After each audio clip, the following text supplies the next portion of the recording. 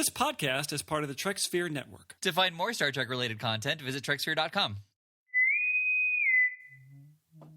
As you know, this is The Measure of an Episode, where it is our continuing mission to explore what makes Star Trek proper Star Trek, and not just rehashes of old villains and old plots. Jonathan? Speaking of, you mean the old plot to When Silence Has Lease? Basically, well, this is basically When Silence Has Lease. This is Nagila all over again. Yes. Again. This is where Silence Has Lease meets Schisms. Yes. Yeah. And I'm Paul. And the criteria by which we judge these episodes, number one, is there science fiction inherent, explored in the plot? Number two, is that science fiction novel or unique in some way? And number three, is there a ethical or moral dilemma broached by the episode? And I'm Paul. And I'm Jonathan. And this week we watched Scientific Method, which is the 7th episode of the 4th season of Voyager. It's actually a Star Trek episode. Not the scientific method. No, not the scientific method. Which would be the correct way to say that. Which was weird. Like, there was somebody who said something in the episode, and when I heard that, I was like, that should have been the name of the episode, which is Scientific Progress. And I felt like that was a better one because... Yeah, that makes more sense grammatically. Right. But we've come to have very low expectations for the grammar and whatnot. In the title? In the title... Although I have to say, I'm feeling a bit homesick for Netflix because it's a very well laid out, clear, concise blurb for this episode. Yeah, it's missing like invisible or discreet or something, but it says also spoilers. God damn it! Because this yeah. Oh right, right. Yeah, because we don't see them until almost half the episode. Quiet. We just have so much to say about this episode. We want to get to it. Well, I'm sick and tired of the blurbs spoiling the big reveal. Yeah. Some of these episodes have really cool reveals, and they're just, there's an alien race that's messing with me. Sorry, that's just how we do it here. Well, yeah, there's no middle ground where there's nothing about the episode, or they're like, and they fly through a binary pulse to stop the aliens. Well, yes. I mean, it seems like the answer would be, and things aren't as they seem. And I know that I need to be careful what I wish for, because then every blurb will just be the Voyager crew, ... and things aren't as they seem. Right. So, yeah, I get it. I know they have to give you some information. Again, I don't think these are to entice you to watch them. I think they are to give you context so you can remember that you've watched which episode this is. Yeah, it's to remind you. Yeah, exactly. But also, this doesn't convey that either. So it says the Voyager crew is invaded by an alien race conducting dangerous experiments, and yes, that's what happens. But that's not the story. Like, I mean, yes, it is the story, but we don't know about the aliens, and so to put it that way, it sounds like they've been invaded in the cold open. Yeah. Exactly. And it's not just sort of an infiltration. That's probably a better word. Yes. Invaded is the wrong word. Yeah, that's true. And yet again. And it should say, like, infiltrated by, like, either a discrete or an invisible, something like that. Yeah, but that, again, we're just giving more and more away. Why don't we just put the whole synopsis in the blurb, too? All right. But, okay, so let's get into this. This is actually a really good episode. No, strike that. This episode has a lot of potential. Yes. Because... Oh, Voyager, you've done it again. I know. It's always that way. They always have these little nuggets of good ideas, and then they crap all over them. Yeah. For example, this episode opens, like many Voyager episodes open, with 7 of 9 doing something, B'Elanna finding her doing that thing, being mad about it because 7 doesn't understand the hierarchy and protocols and etiquette of working on a ship, reprimanding her, and then realizing that she at one point was 7 herself. Yeah, you want to know what that episode was, where she was 7? Where Silence Has Lease? No, Parallax, the last episode we watched in Voyager. You're right.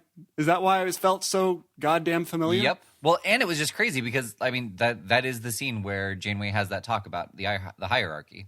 How is that possible? Okay, I'm just going to stop talking about it because I feel like we do this every time and it's starting to feel like doused protest too much. I know. Doused? Yeah. But I just had to bring it up because, again, Dost thou, mother, know Yeah. thou wears her curtains? There it is. But like how, What were you saying? again, I know we are definitely protesting it too much that we don't have nothing to do with it. But how would we have known? Like we would have to have an encyclopedic knowledge of all the episodes to be like, oh, we should watch Parallax and then watch Scientific Method, because B'Elanna in the opening scene references her conversation in the second episode from the first season. Like, I know we would need more data points on every episode in our gigantic infinite spreadsheet of data points than like Facebook has right. on people, just to be able to sort, like, how do you want to sort it? Yeah. You know, like it would be such a weird, I mean, I guess we could retroactively go back and pretend like we're those guys. Oh yeah. But again, better? like that does not sound fun, and it does not sound easy. Yeah. Somehow the random episode generator is linking all of these supposedly random episodes together for us. Yep. It's kind of magical, isn't it? It is. It's kind of nice. Yeah. I mean, it's kind of nice to see how Star Trek is all connected in this way, in the most random ways. But it's also fun to see, you know, like, okay, random generator, what random episode are you going to give us that directly connects to one of the episodes we've watched either from this series or the last episode? Yeah. And this is not us finding in the weeds, sort of looking for a needle in the haystack sort of kind of thing, where we can, yes, you can talk your way into any kind of link. No, these are absolute links in between these episodes that we're watching. Right, from Defiant to Defiant, from Janeway reprimanding to B'Elanna to B'Elanna calling back to that in the opening scene. Right, like this is not, oh, they were wearing the same like shirt. Sisko's sad. Yeah, Sisko's sad in this episode, and he was sad in the next episode. Right. He yelled in this Link. episode, and then he yelled in the next one.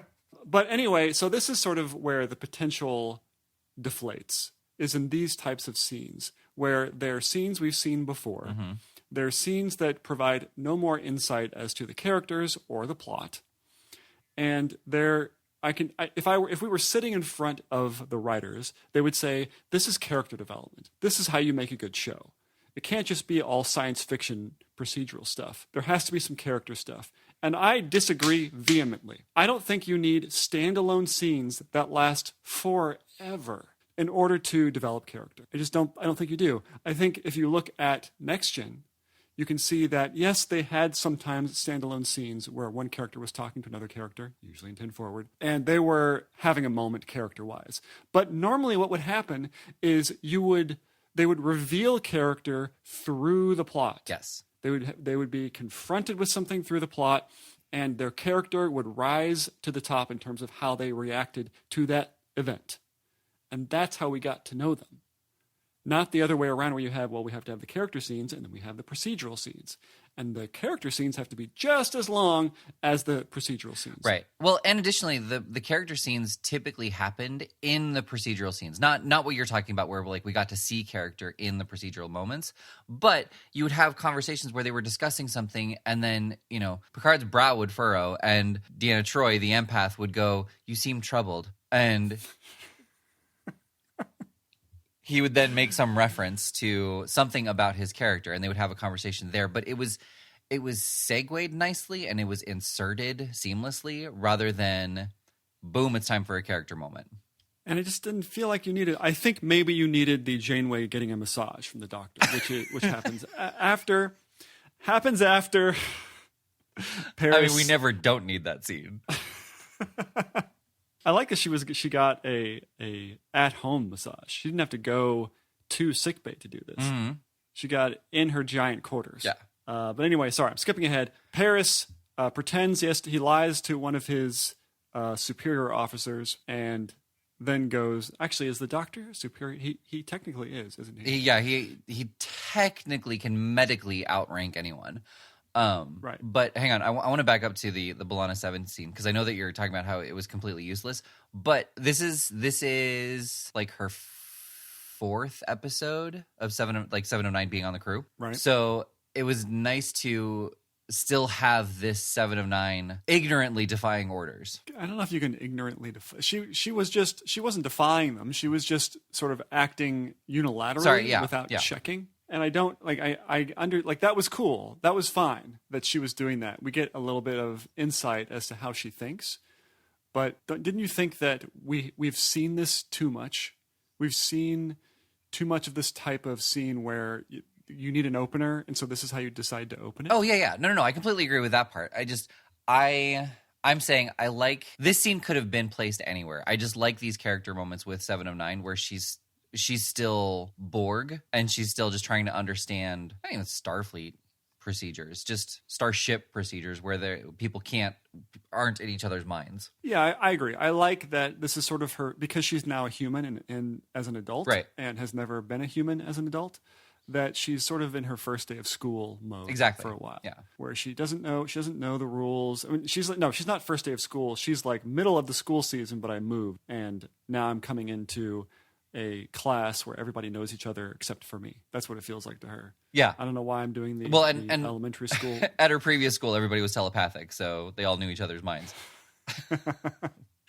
Right. So, yeah, I do like that there is... I like it because it gives us insight as to what it might have been like to be a Borg, because we don't really understand. There's not a lot of clarity what it's like as an individual to be a Borg, whether or not they are entirely conscious, if they're sort of in locked in mode where their bodies are kind of doing stuff, but they're just kind of watching their bodies do stuff. Oh, don't worry. This all gets explored in Voyager. Oh, yeah. Yeah. Okay, good. I like that. I will accept that. Okay. I wouldn't say good, but all right. Well, I don't know. Right. It could be good. I know. I don't remember this. I know it could be, but that's Voyager. Yeah. What were you saying? Oh, yeah. And then, so is that... Can we move on? I've said all I need to say about that. But no, I haven't. Oh.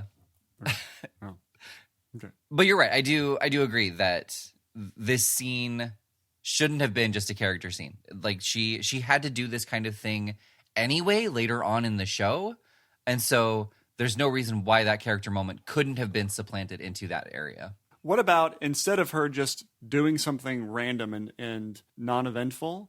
Why not have her having these weird whole readings where it seems like our balance is off, but there's nothing wrong with our ship, sort of seeding that there's two ships attached to our hull right now, but we can't see them. Oh, nice. And nice. You know what I mean? Like that kind of, but it's like, it's kind of a weird thing. I don't understand what's going on. I just moved here, so I thought I'd check it out and take the entire engineering offline.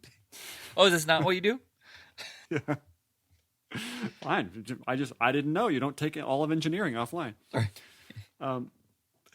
But something related to everything else, I just don't like these standalone, what ends up being a book-ended type of thing. They're no longer denouements, by the way. Jumping ahead, we're going to call them bookends because that's what they are. They're unrelated character moments that bookend the episode that offer no insight to characters in terms of their participation with the plot. Well, this one was. Later. You don't think so? With Paris and B'Elanna trying to justify their relationship by saying that they was influenced by alien race? They were I thought they were together for a very long time before this alien race even contacted the ship.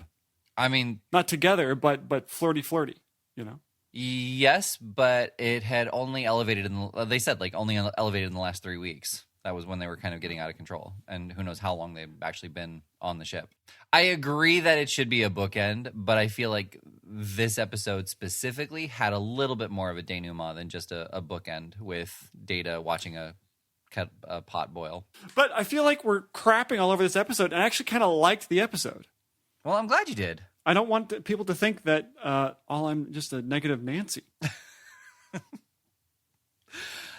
That's all I have to say about it. Again, to Nancy, is that demeaning? Well, Nancy's. The fact that it is not derogatory to call people Karen, I think it's fine to call people negative Nancy.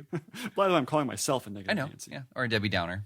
But why all females? Because men are perfect. I mean, it definitely has that sexist origin. So let's call it right now. Negative Ned? Negative Ned. Okay, yeah. I'm tired of being a negative Ned. Or people thinking I'm a negative Ned. Anyway, this whole Paris Torres thing just goes on way too long into the episode before something happens. And I know that they're using it to show that Janeway is becoming grumpier and grumpier. She's grumpy Janeway. She's even grumpier than normal. Mm-hmm. And I understand they're using that Well, if it's going to follow Paris and B'Elanna, it should have been that they had a harder time controlling themselves around each other. Or save the B'Elanna Paris stuff. If you know you're going to be doing this episode, have them hate each other until this episode. That seems strange. Okay. But if you're trying to get them into a relationship, it'd be weird to... If it's okay if it gets kicked off artificially, there's sometimes you need a good kick in the pants to know what you're missing, you know? And that would be at least interesting and inherent to the plot of, oh God, B'Elanna, what are you talking about? I hate her. All she does is yell at me. Right. And then all of a sudden they're super sexually attracted to each other. And then at the end of the episode, they're having dinner together and they're like, well, it doesn't seem like I'm being invaded by an alien race. Yet.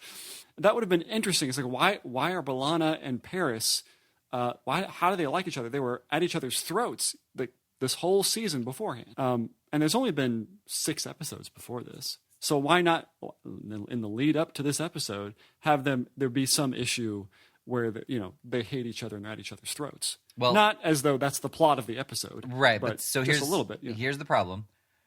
Because of how we're watching this, we have no way of knowing if that's what they did or not. Do you think that's what they did? No. I'm going to go with no. I'm just saying that we can't empirically say that they didn't do that because we haven't watched any of the season 4 episodes before this. You're right. We're not being fair. We're being negative Neds. Right. We're being Danny Downers. Right. But anyway, I don't know. I just felt I don't like this stuff where they just harp on the same thing over and over again. Right. And I feel like there's more creative ways to do this stuff. Well, and just, in general, like this episode was, oh, Janeway has a headache. Oh, look, she still has a headache. Oh, B'Elanna and Tom are trying to sneak off and bump uglies.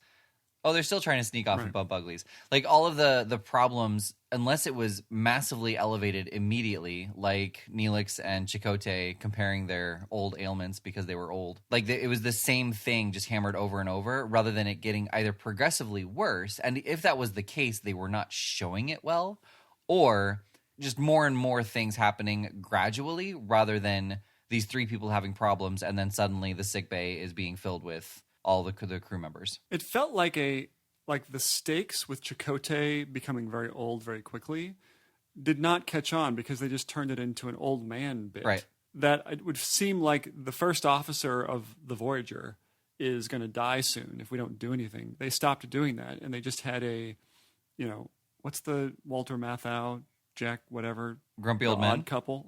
Yeah, grumpy old men. And that's just sort of, and they're just doing a bit. Yeah. Well, on Voyager, right, and they Trek weren't Voyager? aging rapidly. They were just old. He was now afflicted with old. Right. Like except his tattoo. His tattoo did not age. Yeah. 1 second. I guess it wouldn't. Oh. Although I did see on the Amazon, what do they call it? X-ray. I accidentally found X-ray on Amazon, but it was interesting to say. It said this is the only time we see the full extent of Chakotay's tattoo. Yes. Where normally it seems like just a face tattoo. But when they remove his hair, his tattoo proceeds all the way back across his head. Yeah, I thought that was interesting. They don't say anything about it, nor is there any insight as to why it does that. Right, but it's there. Yeah, good for them. Well, and they didn't show him at the end, but again, it's the next episode is the Year of Hell, and I can guarantee that Chakotay had a full head of hair again at that point. I'm sure they can regrow hair fast. Also, there's really, unless they specifically say so, there's never any indication of how much time passes between episodes. Other than star dates, which have already been calculated. Are they not just random numbers? They are not. The first 3 correlate to the season or something like that, and then after that they are put in sequential order. The original series was done arbitrarily, and so most of those numbers are out of order. But from Next Generation on, they actually do have a specific linear value. Right. Okay. I didn't know that. Is the audience member supposed to know that? I don't think so. It's like keeping score at baseball, right? Where you're supposed to keep your own score and not have like a scoreboard. Look, you want to keep score, you do it yourself, buddy. Okay. Where were we? Relationship. Chakotay's head was where we landed last. Oh, right. Yeah, thank you. Okay, I have a real question for you. Okay. And this gets into the Star Trek universe as a whole. Mm-hmm. So when they encounter Neelix, this is right before he starts aging. Right? Mm-hmm. He's making eggs, and he's making Carbothian eggs. Did he actually say And- that? Oh, I missed that part. I just heard scrambled. I don't know if he said Oh, it. I'm sure. Okay. I'm just making. I'm just guessing. Right. Okay. Are the eggs real? Meaning, I mean, they may be like synthesized from a, what do you call it? A Replicator? replicator. But are they actually real eggs? Because here's the thing. I'm doing a little math here. I'm thinking that in the next 100 years or so, that we will have completely extricated animal products from our diet. And so I'm thinking, but there will still be, I guess, substitutes, maybe?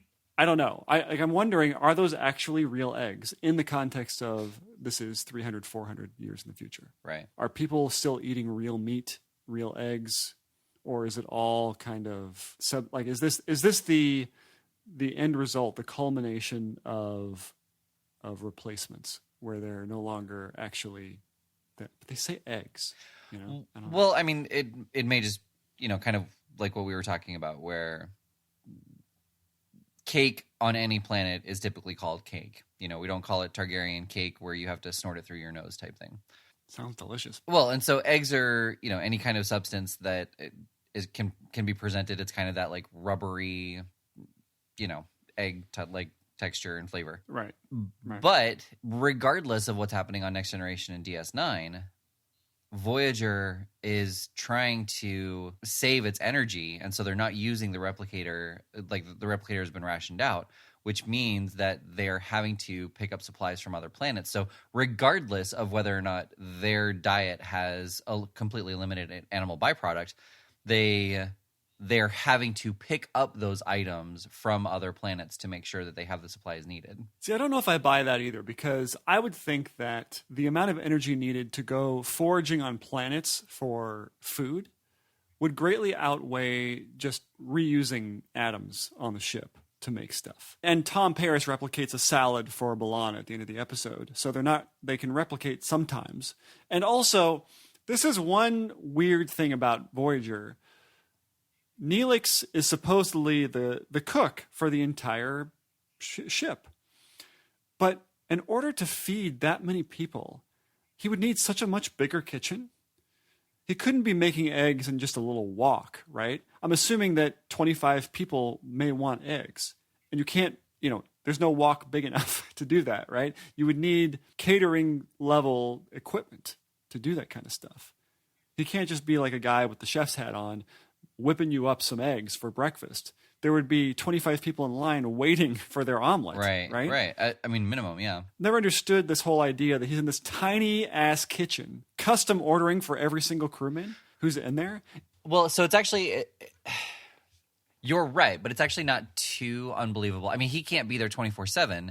There definitely has to be other crew that are running the kitchen. Because they say there's 147 members of the crew in this episode.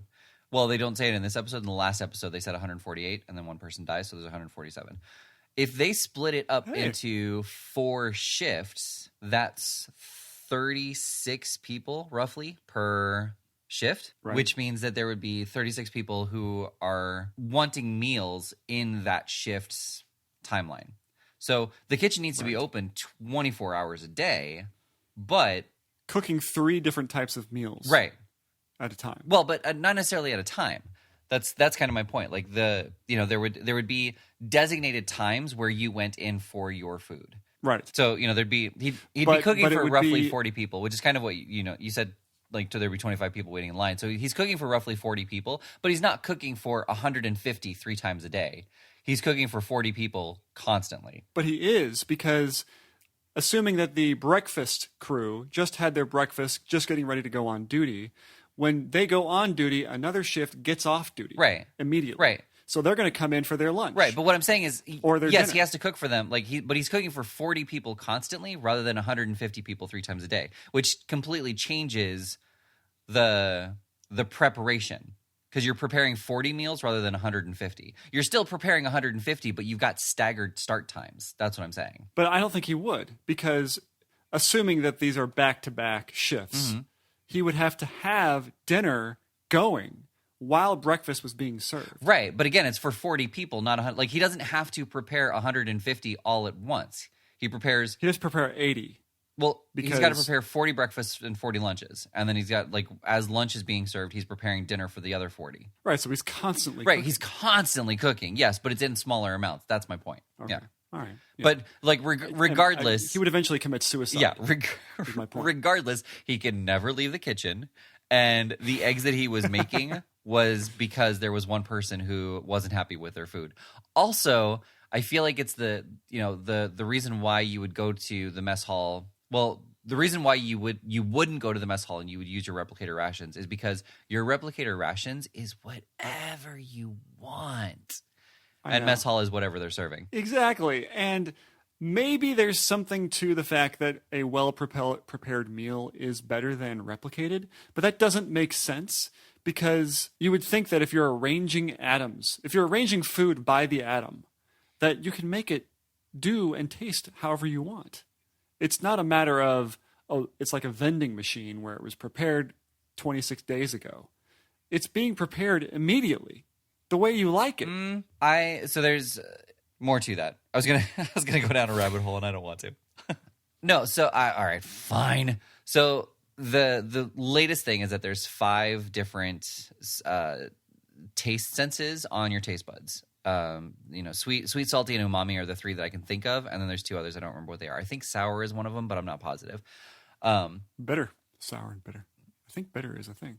No? Sour, I can't. That's weird. That sour and bitter would be 2 different things. But anyway, regardless, I know that sweet, salty, and umami are one of them, or 3 of them, and they are trying to develop a smell-o-vision, or not a smell-o-vision, a taste-o-vision, where it would have a kind of a dispensary of those 5 tastes presented in different levels to replicate the taste of whatever's being presented on the screen. So the point being that replicators could do the same thing, where it's just using those 5 taste senses in different levels to give an accurate but not identical taste to whatever is being replicated. See, that's not my understanding of how a replicator works, though, because my understanding is that it's like basically printing food. It's taking an atom of tungsten, hopefully there's no tungsten in the food, of hydrogen, and then taking an atom of carbon, and then it's literally building your food from the ground up. So it's not giving you a synthesis or a estimation of what barbecue chicken wings are. It's literally barbecue chicken wings. Down, like if you were to have the original thing that they based it on and this replication of it, it's exactly the same thing. See, well, and it's not, because I mean, obviously it's whatever the script calls for, but there's an episode where Deanna Troi wants chocolate, or like chocolate ice cream or a chocolate sundae or something like that, and she's like, none of the fake stuff, I want the real chocolate. And they're like, that's not allowed per Starfleet dietary restrictions or something like that. And they say that? Yeah. And there's another episode where they talk about how they're eating something from the replicator, and the person is talking about how it just doesn't taste the same as the actual freshly cooked whatever. And there's a third one that I had, and I'm trying to remember. I'm trying to avoid the Discovery conversation about this, because they go into length. They go into it at length about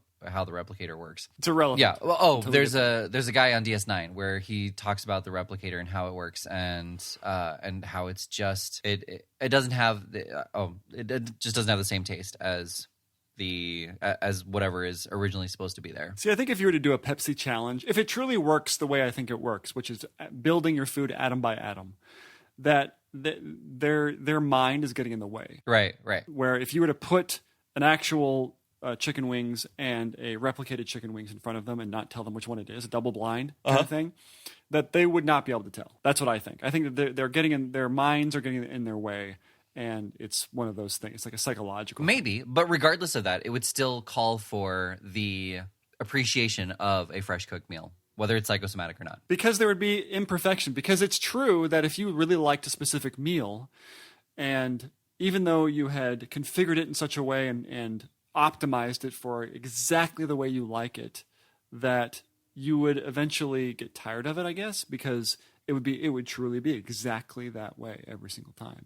And so if you replicated pancakes and eggs every morning for 5 years, but he's like, this is perfect. I dialed it in perfectly. This is exactly how I like it.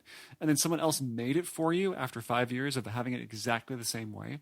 It'd probably be the most delicious thing ever because it was a diversion. Right, a slight variance, yeah. Well, and you saying that, I wonder if there is something to that, like having a home-cooked meal and having the same home-cooked meal from your parents, whatever your favorite meal is when they make it. Do you like it because, there's definitely like the sensory memory recall of just how much you enjoy it, but do you like it because it is just like ever so slightly different and so it's a unique experience every time? Or, if it was made the same way every time, would you enjoy it just as much the 1700th time as you did the first time? I think there is something to nostalgia, but I think you can wear down that edge of nostalgia the more you use it or the more it's invoked. Right. So that's why I think that once you had, and nobody ever makes the same meal exactly the same way. And so exactly.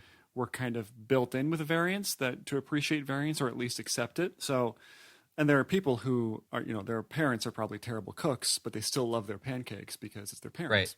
Yeah. They love the little crispy edges. Yeah. Yeah. Or the soggy insides. Right. They love eating their pancakes with a spoon. Oh.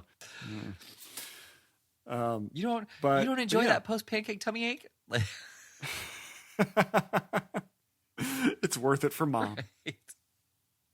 Anyway, so that's why Neelix is using that huge whisk to beat those eggs. To beat one egg, it seemed like. Work smart, not hard, Neelix. What?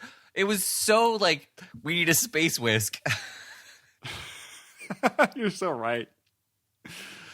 Everything has to be space. Yeah. Space. So speaking of Neelix, is he not a better candidate to be the doctor's physician's assistant? Because he knows Because you have Paris, who is training and now, I guess, operating as the doctor's physician's assistant, which is it's not just like his secretary. It's like a physician's assistant is an actual thing, which is what I'm guessing he is now. So Paris is supposed to be the best pilot on the ship. Yeah. Right? Yeah. So, but he's being taken away. He can only work so many hours in the day. So they're taking him away from flying the ship to being a doctor's assistant, where I understand that he has experience as a medical guy, but in terms of who is better suited with the bedside manner, all that stuff. Also, Neelix doesn't do anything on the ship. Give him that job. It's such a much better job. If they're both starting at zero, right? Why not have him be the doctor's assistant? Yeah, no, that all makes sense. He's got better bedside manner. He, like I said, he knows the region, so he could say this looks like whatever, and the doctor could. And he probably would want to do it, whereas Paris doesn't. He clearly doesn't want to do it. And it ties directly into being the morale officer because he would get to know his patients better. Yeah, and he could make house calls, right? Which he would enjoy doing. Yeah, but they didn't do that. Yeah, but they didn't do that. Okay, and this is where the actual episode starts. Is when 30 minutes into it. I know. Yeah, the doctor and B'Elanna are examining the DNA. They see the little barcode on the cells. They're like, something's wrong here, and then they get this. His program starts to become deleted, and B'Elanna, like, her lungs stop working, and so they're like, something's happening, and then they're all standing around B'Elanna, and Seven gets a message or a communication from the doctor through her implants, and I was like, yes, this is it. This is where it starts. And then what follows is this amazing sequence where Seven meets the doctor in the holodeck where he's hiding as Leonardo da Vinci, not DiCaprio, da Vinci. And he affects her implants so she can see with this whatever variance that they were talking about.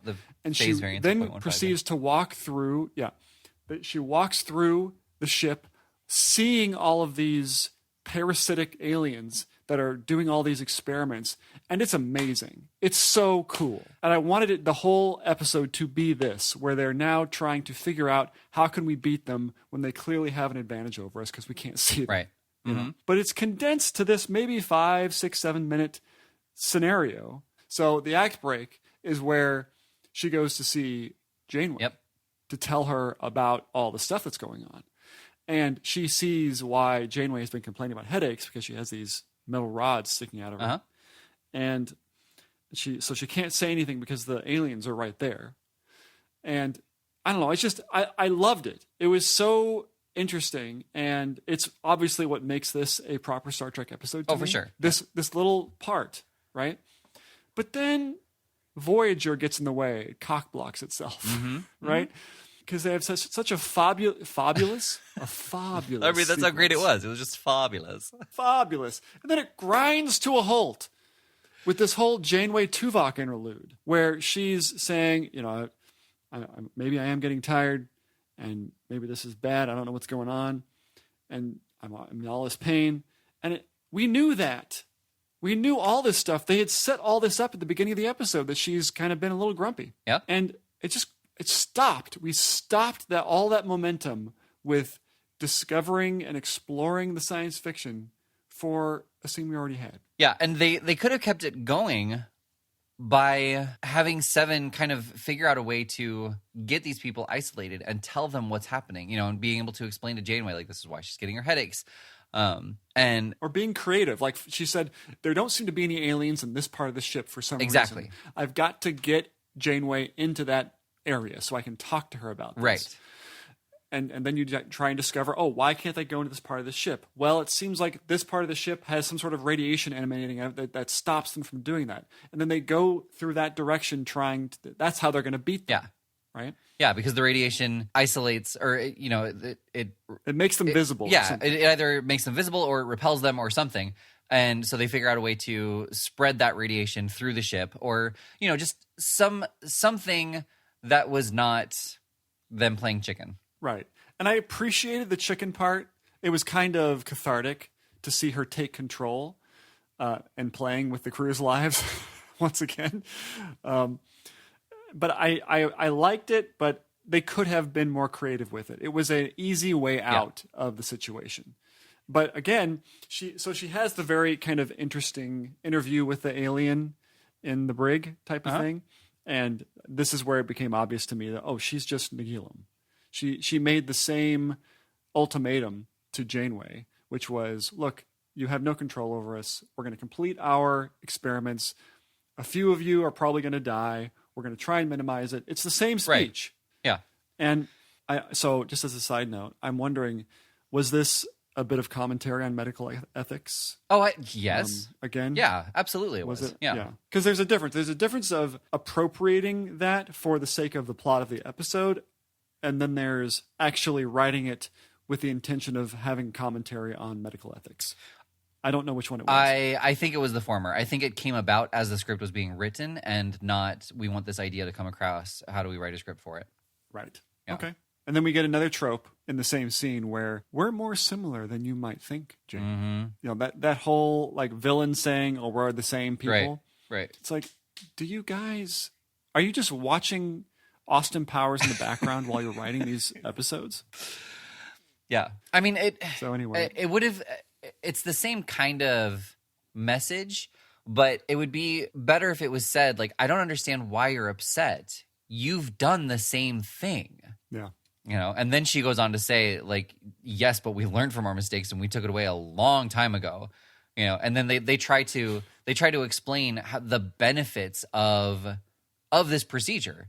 You know, and they're like, why would you stop it? It does this, this, and this, you know, and that kind of thing. You know, and she tries to explain the morality behind, you know, or just, I guess, the morality behind the empathy. I don't know. The coolest part about that whole sequence for me, when Janeway is now playing chicken with the aliens, is so the scene starts off with her going, you know, you're relieved, and then she, you know, and she just drives the ship into the pulsar.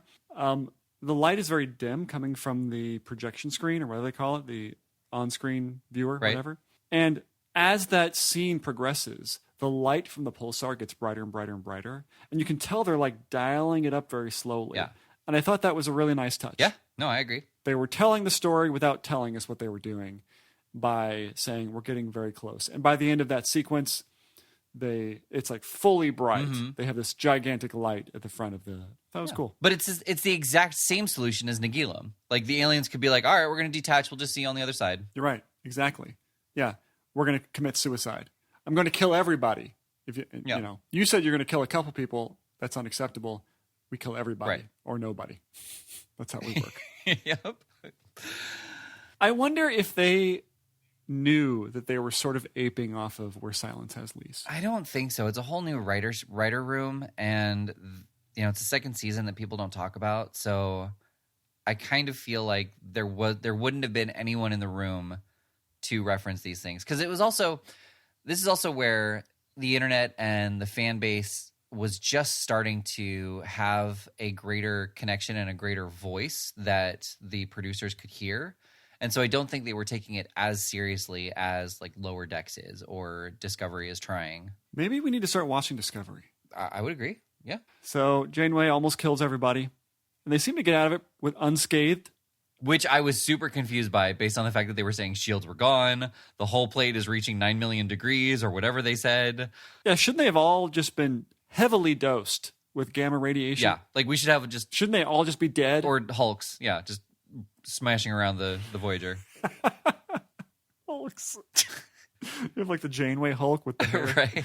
And you have the Tuvok Hulk with the ears. Yeah. Sounds like a job for Lower Decks. I feel like they did a zombie episode. That was kind of fun. It was kind of similar to that, just not hulking out, just angry and destroying everything. Right. But I gotta say, I'm a yes on this one. Proper Star Trek episode. Very much enjoyed it, despite its flaws. I thought it was great. That was good. Yeah, and I'm a yes no. What? Yeah, I mean it's proper Star Trek, but I didn't enjoy it. There was too much Paris and B'Elanna going on, and too, like kind of what we said, too much of the same scene over and over. And right.